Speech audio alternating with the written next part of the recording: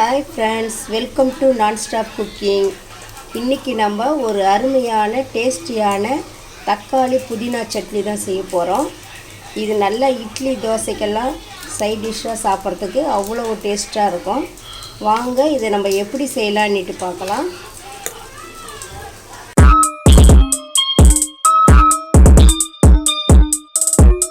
இப்போ இந்த தக்காளி புதினா சட்னிக்கு நம்ம ஒரு பேன் ஒன்று வச்சுட்டு இது காஞ்ச உடனே இதில் 1 டீஸ்பூன் கடலைப்பருப்பு, 1 டீஸ்பூன் உளுத்தம்பருப்பு, 1 டீஸ்பூன் வெள்ளை எள்ளு இதை நம்ம நல்லா வறுத்துக்கலாம். இதிலே ஒரு 3 வரமிளகாய் போட்டுக்கலாம். இது நல்லா அப்படியே கொஞ்சம் இந்த எள்ளுலாம் பொரியணும். இந்த கடலைப்பருப்பு கொஞ்சம் நல்லா கோல்டன் கலராக வரணும்.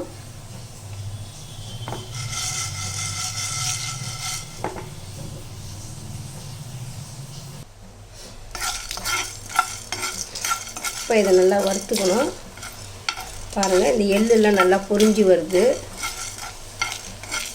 இப்போ இந்த நேரத்தில் நம்ம இதை எடுத்து ஒரு பிளேட்டில் கொட்டிக்கலாம்.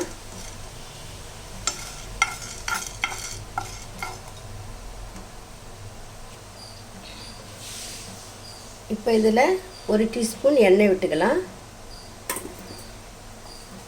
இதில் ஒரு 3 பூண்டு பல், ஒரே ஒரு பச்சை மிளகாய், 2 தக்காளி,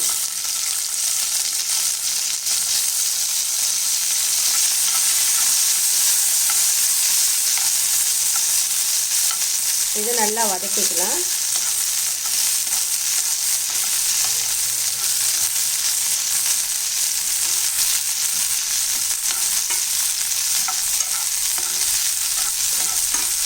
இப்போ இந்த பூண்டு, பச்சை மிளகாய், தக்காளியெல்லாம் நல்லா வதக்கிட்டு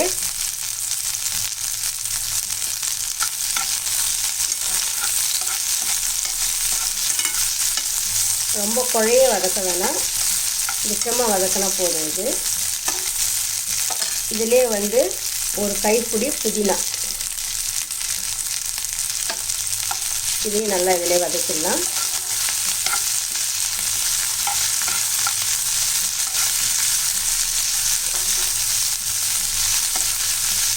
இப்போ இது கொஞ்சம் நல்லா வதங்கினதுக்கப்புறம்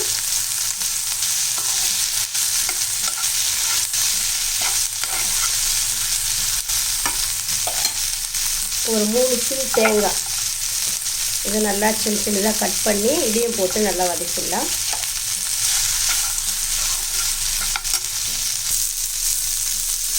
இப்போ இது நல்லா வதக்கியாச்சு.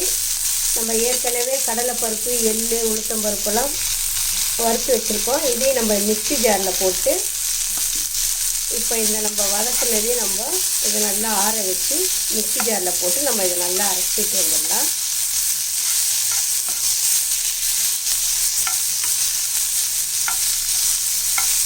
அவ்வளோதான். இப்போ நான் ஸ்டவ் ஆஃப் பண்ணிட்டேன். இப்போ இதை நம்ம மிக்ஸி ஜாரில் எல்லாத்தையும் போட்டு நல்லா அரைச்சிட்டு வந்துடலாம்.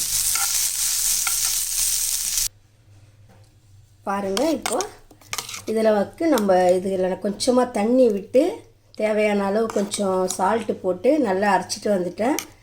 இதுக்கு நம்ம ஒரு தாளிப்பு கொடுத்துடலாம். இப்போ இதில் நம்ம 1 டீஸ்பூன் எண்ணெய் விட்டு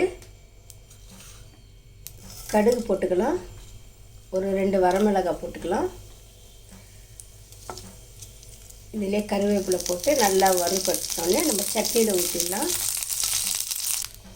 இப்போ இது நல்லா வறுபட்டுச்சு, இதை நம்ம சட்னியில் ஊற்றிடலாம். இப்போ இந்த சட்னி நல்லா தாளிச்சாச்சு. இந்த தக்காளி புதினா சட்னி ரெடி ஆகிடுச்சு. இது நல்லா நம்ம இட்லி தோசைக்கெல்லாம் தொட்டு சாப்பிட்றதுக்கு சூப்பரான டேஸ்ட்டாக இருக்கும். இதே போல் நீங்களும் செஞ்சு பாருங்கள். செஞ்சு பார்த்துட்டு எப்படி இருக்குன்னு சொல்லுங்கள்.